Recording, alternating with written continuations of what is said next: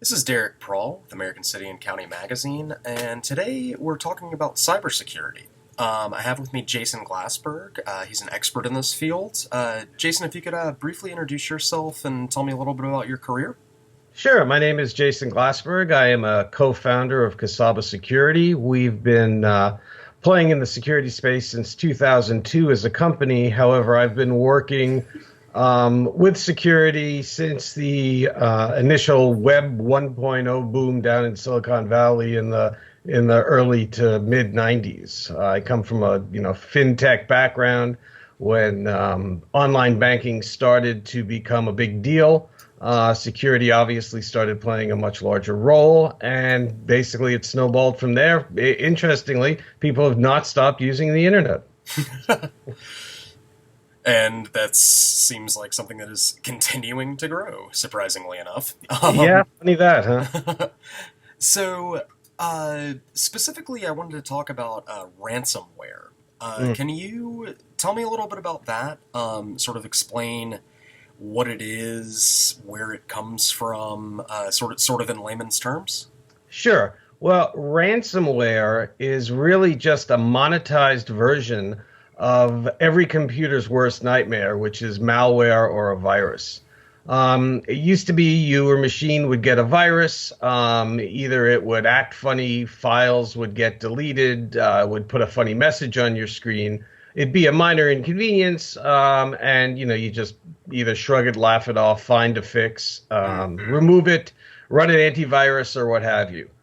Well, ransomware takes that to the next level because instead of just kind of mucking with your machine and being able to be removed, it essentially goes in and encrypts your computer, the hard drive on your computer, all your files, basically rendering them unaccessible.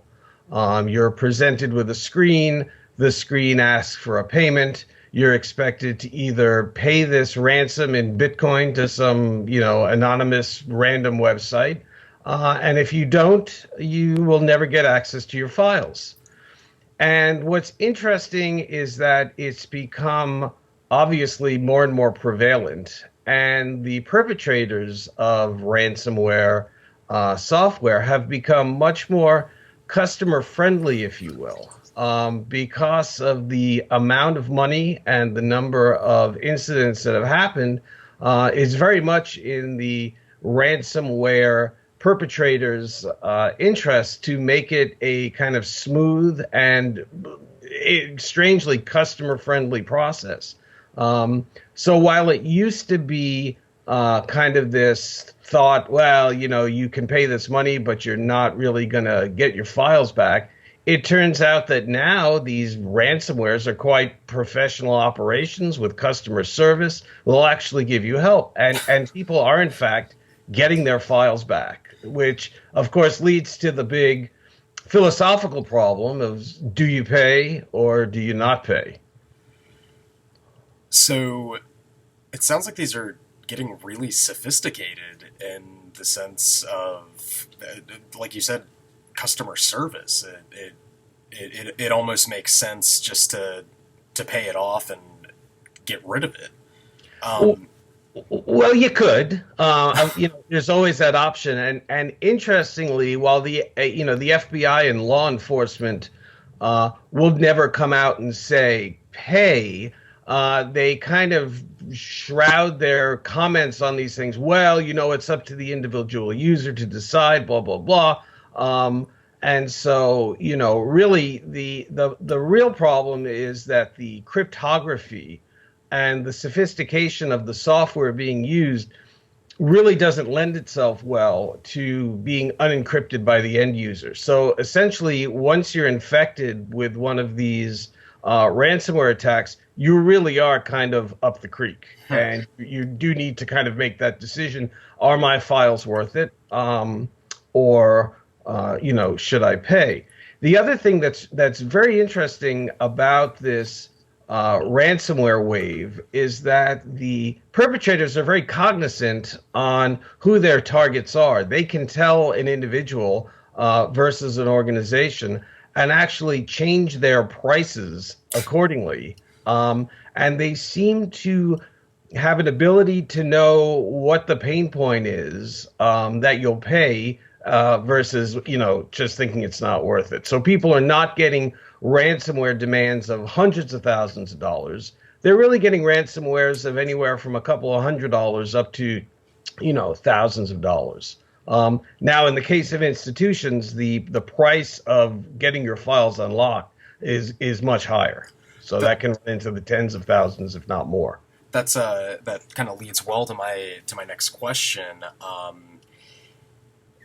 Speaking of individuals versus organizations, how problematic is this for government, for state government, local governments, county governments? Are these attacks that these types of institutions need to be wary of? Absolutely. In fact, it could be argued that computer installations in municipalities and governments and industry are in fact more vulnerable than individual users. Look, in the case of an individual user, it's really more of a crime of opportunity in that you get caught up in this net. You click on a bad mail, you go to a bad website, and look, you're ensnared, and either they get you or they don't. In the case of institutions, they in fact can be targeted specifically with very carefully and very convincing, phishing campaigns where they're sending out mails that look like they're coming from someone from another part of the company, and they are in fact much more susceptible to these attacks. When you combine that with the fact that, municipalities, small governments, small organizations within those governments may not have either the most sophisticated protections, running old versions of operating systems, old versions of browsers. They tend to lack the sophisticated protection mechanisms of say, larger commercial organizations. They really are quite frankly in a great deal of risk. And in fact, if you look at some of the recent attacks, you'll see that there were a police department in Maine. There was a hospital in California. There was the power company in Michigan. And these attacks can be devastating to the operation of these very important public functions. Um, yeah, you mentioned the Maine and California examples. How common are these? Is this because I mean everybody gets questionable emails and things like that. Is this something that uh, local governments need to be like really, really hyper vigilant about, or is it something that might be on the horizon?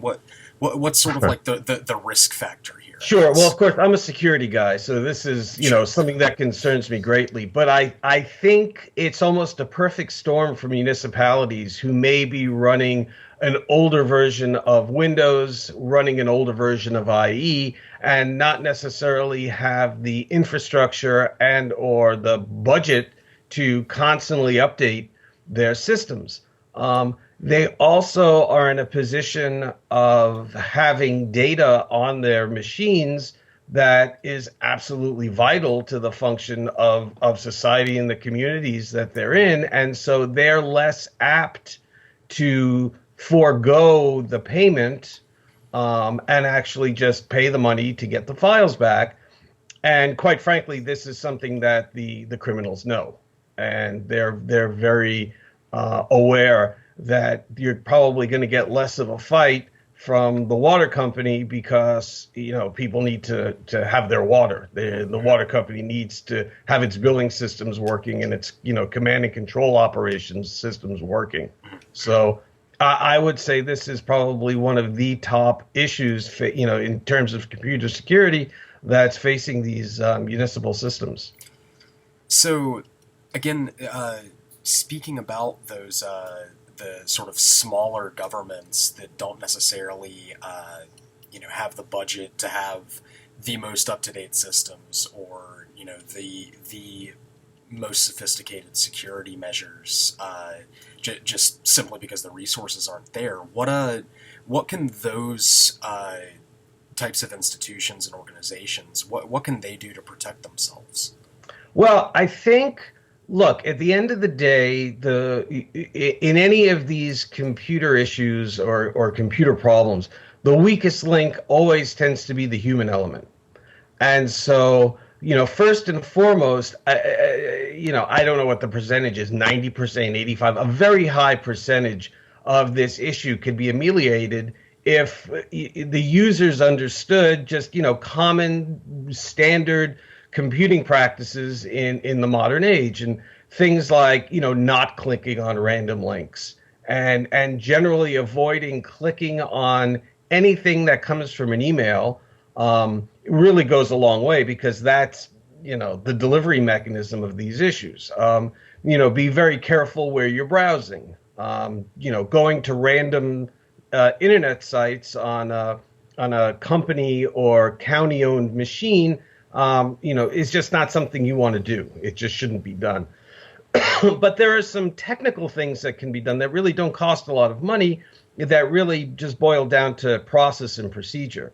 I would say the two most important things that these organizations can do is, one, run the latest updated version of whatever software you're running. So if you're an Internet Explorer user, make sure your browser is patched to the highest level, because, again, many of these attacks take advantage of older software with flaws. And the same would go if you're a Chrome user or if you're a Firefox user. Just ensure that you're running the latest version. Run an antivirus. Many antiviruses are available for little to no cost. And while not 100% foolproof, they're just another way of raising the bar.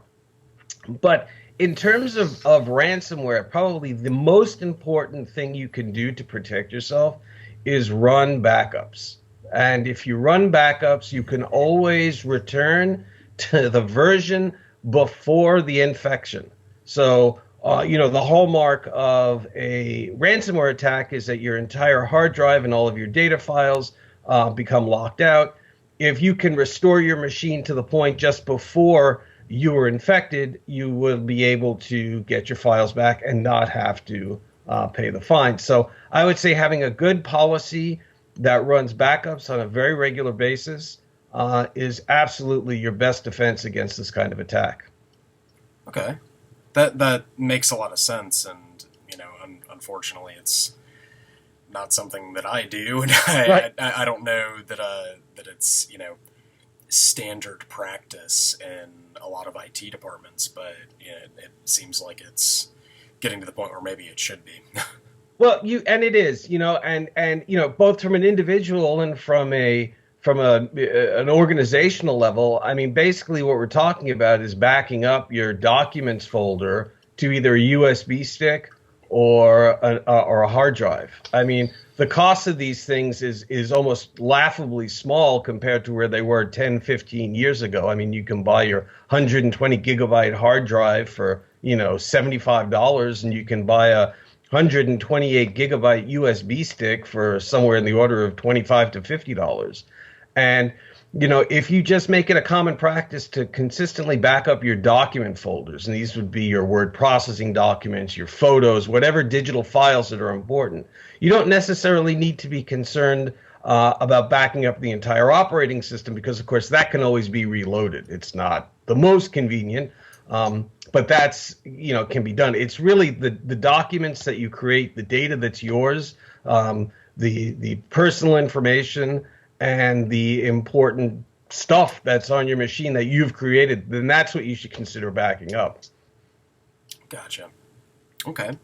Well, I think that that about covers everything that I wanted to talk about. Is there anything that you would add? Yeah, advice that you could give the audience? Just sort of words of wisdom. Yeah, I would say, look, at the end of the day, the bad guys are really taking advantage of lapses in judgment. And so your best defense is to approach doing stuff online with a sense of awareness. I mean, you don't have to be really paranoid, but certainly a sense of understanding what you're doing and the possible ramifications of what you do should always kind of be in the back of your mind. And again, common safe computing practice, not clicking on random links, not answering random IMs from social media, and not just randomly clicking your way through web pages goes such a long way in keeping yourself safe and keeping yourself not infected. Gotcha. All right. Well, thank you so much for your time. It was really informative and really helpful. We really Great. appreciate it. No, thanks so much. Happy to share some thoughts.